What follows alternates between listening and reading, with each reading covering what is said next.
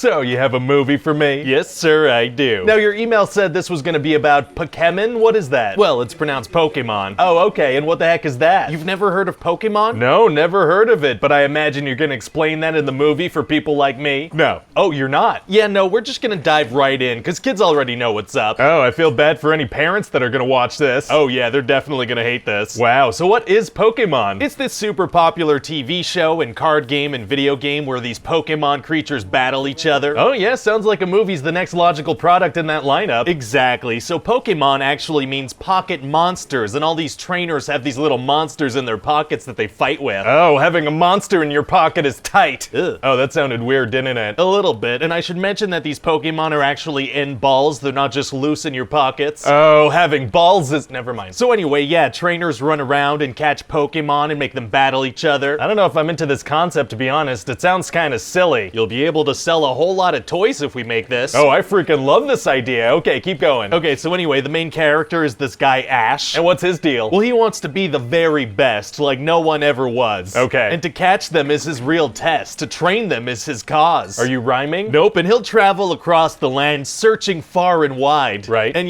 teach Pokemon to understand the power that's inside. Okay, you're definitely rhyming. Yeah, you got me, that's the theme song. But to be fair, it's also the extent of the character development he'll get in the movie. Oh, it is? Yeah, and he also has these friends, Misty and Brock. Oh, Misty, huh? What's her deal? She's gonna be in the movie. Okay, and what about Brock? There as well. Fantastic. So Ash has this favorite Pokemon called Pikachu who shoots lightning and says his own name all the time. Okay. And before the movie even starts, I figure we could give him his own little 20-minute movie called Pikachu's Vacation. What? Why would we do that? Well, to be honest, the actual movie itself is just gonna kind of be an extended episode of Pokemon, and even by stretching it super thin, I'm only at 70 minutes. Oh, okay, so by slapping a 20-minute thing at the beginning, we can justify putting this in theaters? Exactly, that's like 90 minutes, like a real movie. So what happens in the short? Not much. Oh. Yeah, a couple of little games, a couple of little conflicts. Sometimes we'll just kind of cut away to a screensaver for a while. Just some lighthearted stuff. I mean, sure, that sounds like it'll fill up some time and sell some toys. It sure will. And then the actual movie's gonna start, and we're gonna meet a,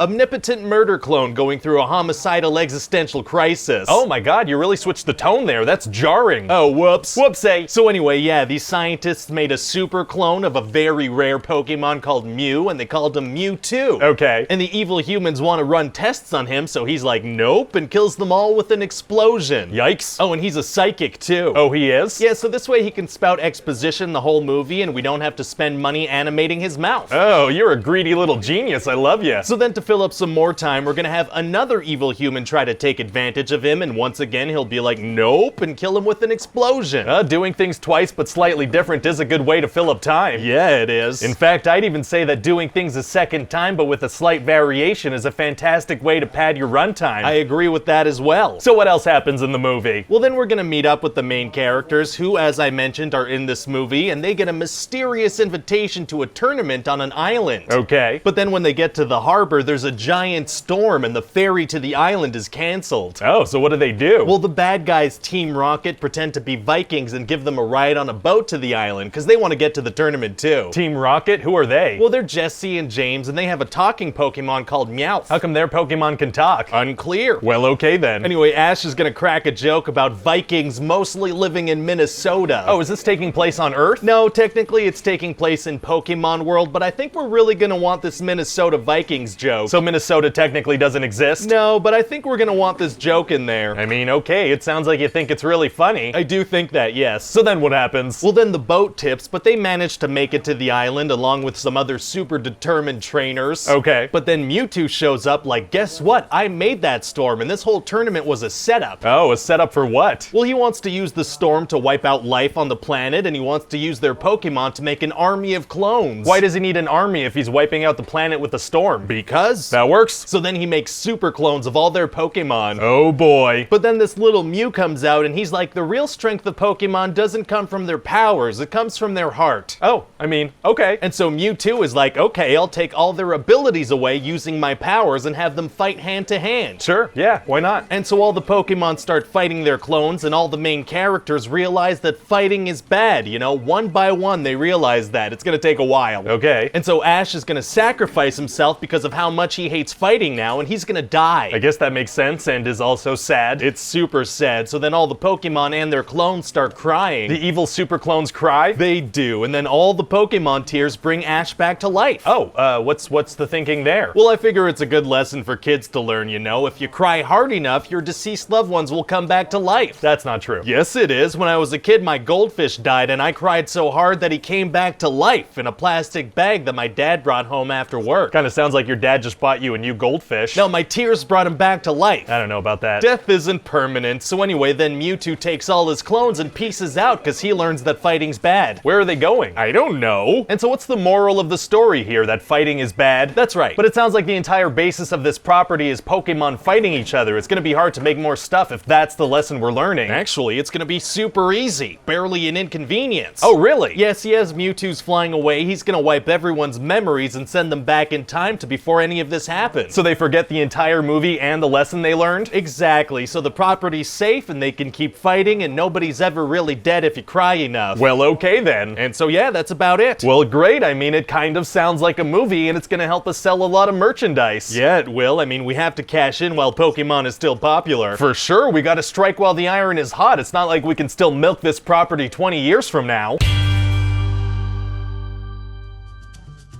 Hey guys, it's Ryan here. Hope you enjoyed that pitch meeting. If you did like it, we have a lot more of these on the channel. And you can let me know in the comment section what other movies you'd like to see these pitches for. Don't forget to like and subscribe and all those things. Maybe share it on Facebook and Twitter. And as always, check back soon for a new pitch. Bye bye.